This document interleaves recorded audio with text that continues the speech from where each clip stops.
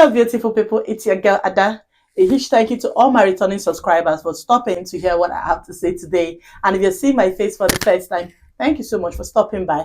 Do take a second of your time to like this video, and you can as well hit the subscribe button to subscribe to join this family. Okay, so my name is Ada. As I say, I bring information about things happening in the UK and immigration ideas for other countries as well, not just so.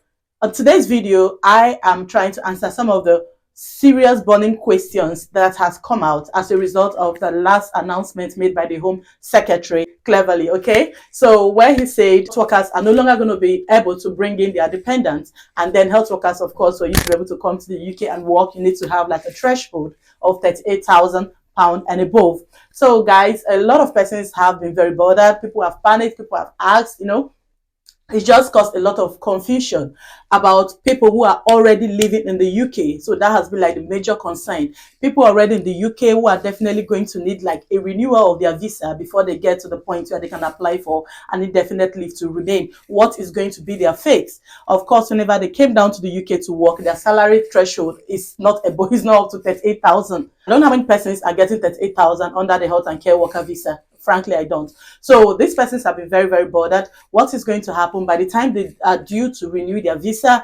Do they need an employer to offer them such amount of money to be able to renew their visa? What is going to happen with their family and all these kind of things? So the panic has erupted. People are concerned and all that. But then thankfully, the Home Secretary has been able to clear up some doubts as to this regard. So I will just play a clip here now of him answering some of these questions. Can you provide some clarity around the legal migration plan with visas? People already in the UK and reapplying for their visas, will they have to meet the new threshold you're arranging of £38,700 per annum? Okay, so there's a number of things. So the proposals we put forward are forward-looking, not backward-looking. We will make sure that we put clarity, because unfortunately we made that announcement and then the narrative moved on very, very quickly. And I'm conscious there are some people who at the moment, quite a number of people, are unsure and concerned because they don't fully understand the proposals put forward. I have committed to make sure I have a clear explainer as to the implications on people, because I announced that last week, and then pretty much the following day flew off to Rwanda, and the conversation has been very much about the Rwanda plan since. So will they be okay, to use a rather crude summary? Will they be okay, those folk?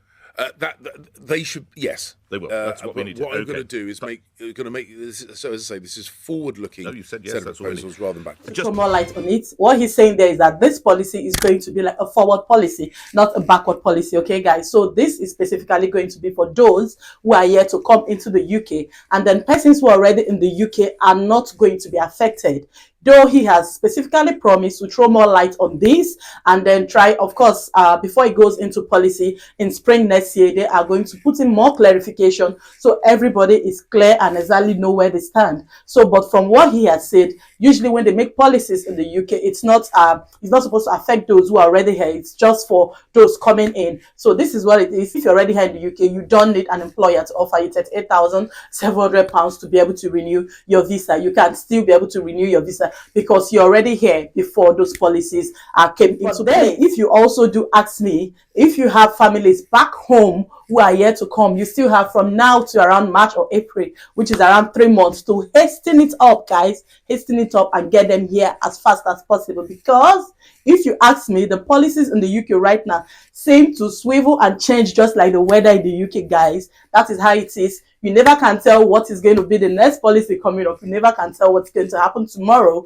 So this is the update. He is saying this does not affect those who are already here in the UK. It's going to be implemented from those who are coming in, but still it's not yet in place until spring next year.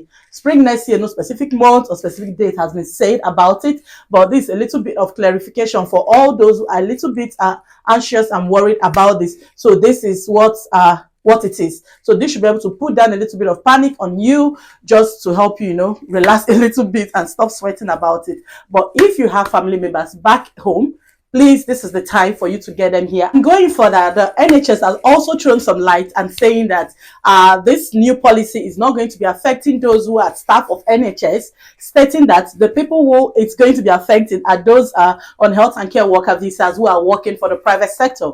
That's to say those who are working in the private care homes or maybe in the communities and things like that. Now, this was a publication from the NHS. It's still not in policy. Just going by what he has said, it's not supposed to affect those who are already here. So this is a little bit of controversy. If the NHS is here saying it's not supposed to affect those who are working in the NHS, and then here he is saying it's only going to be for those who are coming in, you know, it's still all over the place. But then going forward, hopefully, he has said there's going to be definitely more clarification about this before it goes into the policy come spring 2020. Going further, just to throw more light, there has been also a new news out in the gov.uk saying that visitors now are being able to work when they are in the UK. Just to be 100% sure and to be certain, what it says is it does not mean that the purpose of your visit is going to be to come down to the UK and look for a remote job. No, what that part says is that while you're already in the UK for a different purpose, you can actually do work remotely. Just to get that part very, very clear, because there's been a lot of news flying around saying now you can come to the UK as a visitor and you begin to work remotely. Please, just to be sure, if you go and do your application and you say purpose of coming to the UK to work remotely, guys, I'm 100% sure your visa will be denied, okay? But then if you do have any other purpose to come down to the UK as a visitor, then you can be able to get a job, a remote job while you are here in the UK. It's not going to be against the law. You'll be able to get a job to work remotely. So these are the 2 points I have to say here to us this evening, and hopefully this does help answer some of your questions. If you haven't subscribed to this channel, please go ahead and hit that subscribe channel, guys. Just a little click, and don't forget to turn on the notification button as well. It's going to help you to get my videos when I post them on time. And until then, I do hope you enjoy the rest of your weekend, and see you next time. Bye.